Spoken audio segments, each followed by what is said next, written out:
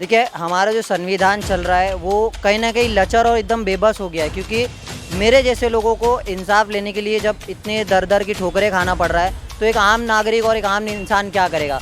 मेरे पास तो social media की ताकत है, उसके ज़रिए मैं चिल्ला रहा हूँ, भोग भी कह सकते हैं रो रहा हूँ, लेकिन उसके बावजूद ना पुलिस प्रशासन नींद से जाग रही है, ना कोई यहाँ के जनप्रतिनिधि जाग रहा है और ना आवाम जाग रही है।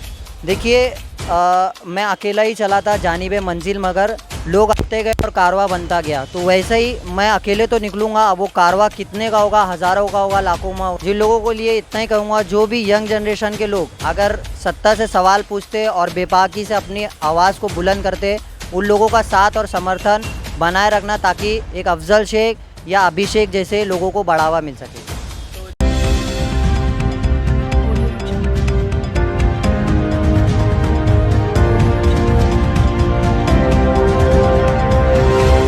स्वागत है महाराष्ट्र बंधु में। मैं हूं अभिषेक और आप सभी को बता दूं कि कुर्ला के इलाके में हम हैं अभी।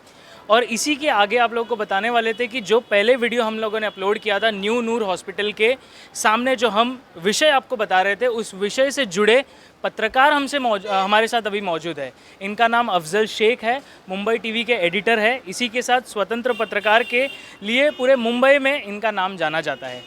तो सबसे पहले मुझे आपसे ये जानना है, मेरा पहला प्रश्न ये है कि आप जो बोल रहे थे कि रात के समय 4 डॉक्टरों ने आप पर हमला किया, तो उस रात के समय आप कर क्या रहे थे वहाँ पर, ये हमें पूछना है आपसे। सबसे पहले आपको बताऊँ, वो जो आप डॉक्टर का लक़ब दे रहे हो, डॉक्टर भगवान का दूसरा रूप होते हैं, तो वो डॉक्टर नहीं है, वो दरिंदे और गुंडे हैं। और दूसरी बात जो है, रात के समय क्या कर रहे थे, तो एक 11 महीने की बच्ची थी, उसको 4 से 5 घंटा जो एक माइनर अटैक आया था, उसको लेके वो आईसीयू में थी, लेकिन कोई डॉक्टर उसको लेकर के ट्रीटमेंट के लिए बात नहीं कर रहा था, क्योंकि डॉक्टरों का कहना ये था कि जो डॉक्टर ने उसको रेफ़र किया है वही उसका इलाज करेगा। तो इतनी बड़ी लापरवाही को लेकर वो बच्चा जो है क्रिटिक केयर में गया और माउथ टू माउथ उसको सीपीआर देना पड़ा, तब जो है वो जीवित था। लेकिन ये 4 से 5 घंटे की जो लापरवाही थी, इसको दिखाना ज़रूरी जो है बनता है। और इसी को लेकर हमने उस परिवार वालों का पहले तो इंटरव्यू लिया, और परिवार के बाद जो है विजुअल लेने हम लोग नूर हॉस्पिटल के बाहर जो है शनिवार की रात को गए।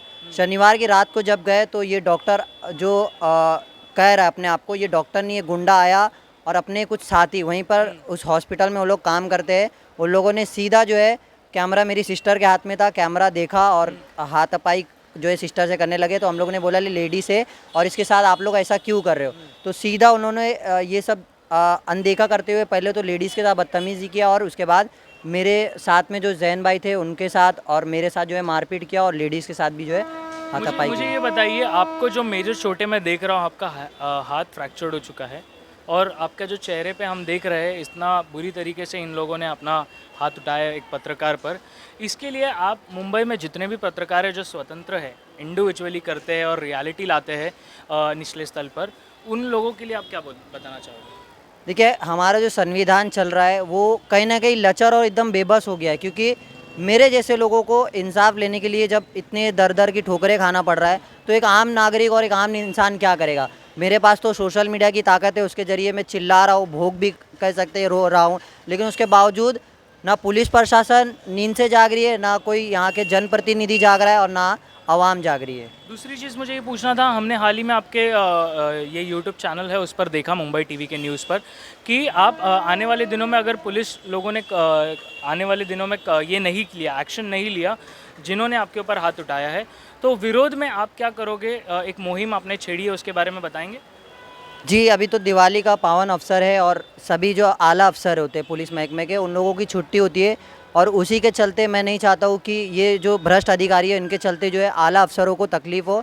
तो ये जो काम है दिवाली बाद पक्का, क्योंकि मेरी वीडियो के बाद जो है लगातार 4 से 5 लोगों को उठाकर पूछताछ की जा रही है, और कंटिन्यू जो है वो कार्रवाई में तेज़ी हुई है, क्योंकि हायर अथॉरिटी बराबर मुझे रिस्पॉन्स दे रही है और बराबर मुझसे बातचीत कर रही है।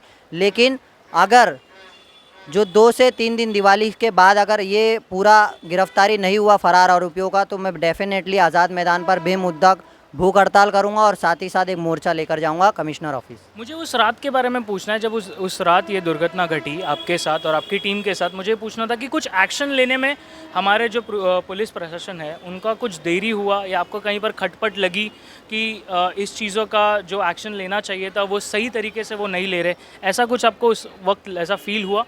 जी 8 बज चुका था और हम लोग रात भर एकदम टूटे मायूस जो है स्टेटमेंट के लिए बैठे हुए थे। लेकिन जो अभी हम लोगों के तत्कालीन आयो है, जो पाटिल करके है, वो सीधा कह रहे थे कि तेरे को नॉर्मल चोट आई है, चेहरे पे 0 पॉइंट जो है चोट है, 324 का केस होता है। और वो आर्ग्यूमेंट किए जा रहे हैं, कैसे गए, क्यों गए, ये वो दुनिया के सवालात कर रहे हैं। एक तो चोट लगी है, रात भर डॉक्टरों के ट्रीटमेंट में देरी हुई है और सुबह हमने स्टेटमेंट के लिए आ रहे हैं और ये पुलिस जो है अलग अलग बातें कर रही है। वरिष्ठ पुलिस निरीक्षक गायब हुए हैं, छुट्टी पर है।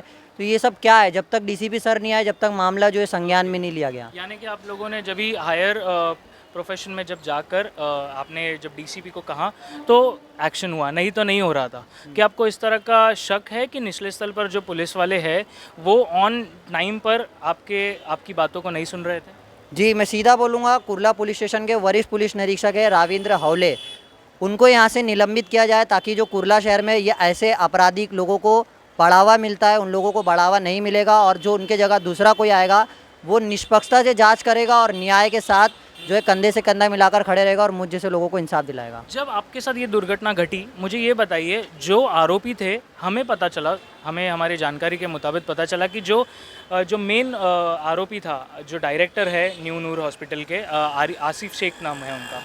तो मुझे ये पूछना, उनका अभी हाल ही में बेल हो चुका है, तो क्या कहना चाहोगे कि क्राइम कर 2 दिन बाद छूट कर आ रहे हैं, तो इसके ऊपर आपका क्या प्रतिक्रिया है, मुझे जानना है। देखिए, ये पूरा कानून जो है ना गिर चुका है, क्योंकि पैसों के आगे इंसान कुछ भी कर सकता है। एक कोई भी गरीब तबके के लोगों को शक के आधार पर जब पुलिस बुलाकर डिटेन करती है, 4 घंटा मारती है, 5 घंटा ट्रीटमेंट देती है और ये कहती है कि आप बेकसूर थे क्योंकि हमने शक के आधार पर पीटा है। ये तो मुजरिम बाकायदा जो है काफ़ी पुराना इसका खिलाफ जो है रिकॉर्ड भी है, लेकिन उसके बावजूद पुलिस और सिर्फ इसको सपोर्ट कर रही है और कानून को जो है ऐसे लोग ही बदनाम कर चुके हैं। समवेयर आई थिंक कि कहीं ना कहीं पैसे के बलबूते पे आपको लग रहा है कि आपकी आवाज़ को दबाया जा रहा है। 100%, क्योंकि पैसा ही है जो उसके बल पे वो उछल रहा है इतना। आने वाले दिनों में आप बोल रहे हो, जिस तरह से आज़ाद मैदान में आप मुहिम छेड़ रहे हो भूख हड़ताल की, आपके साथ लगभग कितने लोग जुड़ेंगे, आपकी पूरी टीम या आप? देखिए, मैं अकेला ही चला था जानिबे मंजिल, मगर लोग आते गए और कारवा बनता गया। तो वैसे ही मैं अकेले तो निकलूँगा, अब वो कारवा कितने का होगा, हज़ारों का होगा, लाखों में होगा, वो वो पर्सनल सवाल पूछना चाहता हूँ। हमें पता चला जानकारी कि सुबह से आपके नाक से ब्लडिंग अभी भी हो रहा है, लगभग 2-3 दिन हो चुका है, पर फिर भी आपके नाक से ब्लडिंग चल रहा है, तो क्या दिक्कत है, उसके बारे में थोड़ा बताएंगे?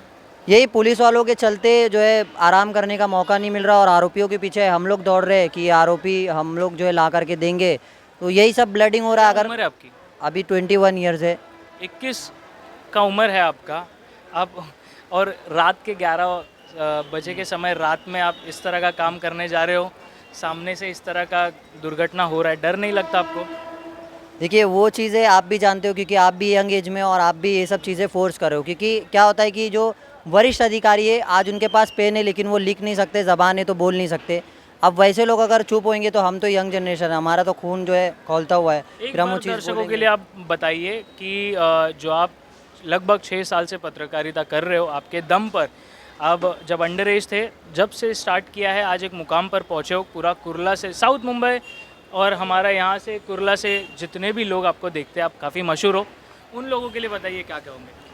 जिन लोगों को लिए इतना ही कहूँगा, जो भी यंग जनरेशन के लोग अगर सत्ता से सवाल पूछते और बेबाकी से अपनी आवाज़ को बुलंद करते, उन लोगों का साथ और समर्थन बनाए रखना ताकि एक अफजल शेख या अभिषेक जैसे लोगों को बढ़ावा मिल सके। तो जैसे कि आप लोगों ने देखा, जानकारी आप लोगों तक पहुंचाने का हम लोग प्रयास तो ज़रूर कर ही रहे। हमारे साथ अफजल शेख जुड़े हुए हैं, मुंबई टीवी से लगभग 6 साल से निचले स्तर पर सच्चाई आपको बताते आ रहे हैं, किसी से नहीं डरते हुए।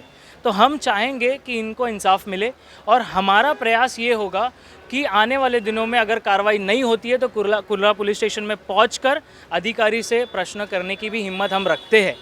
तो हम चाहेंगे कि निचले स्तर पर कार्रवाई हो और जितने भी लोगों ने गलत काम किया है उनको सज़ा हो। तो बने रहिए महाराष्ट्र बंधु के साथ। अफजल शेख जी जो आगे का करेंगे फैसला, हम आपके साथ हैं सर। और जितने भी स्वतंत्र पत्रकारिता जो करते हैं मुंबई में, जुड़िए हमसे, जुड़िए अफजल शेख से। मुंबई टीवी के जाने माने पत्रकार सर, बिना डरे बहुत सही तरीके से काम कर रहे हैं। और अगर आप लोगों को जानकारी अच्छी लगी तो चैनल को लाइक कीजिए, शेयर कीजिए। ये बोलने का नई नौबत आना चाहिए, कारण निचले स्तर पर हम लोग बहुत मेहनत कर रहे हैं आप लोगों तक जानकारी पहुंचाने का। बने रहिए महाराष्ट्र बंधु से।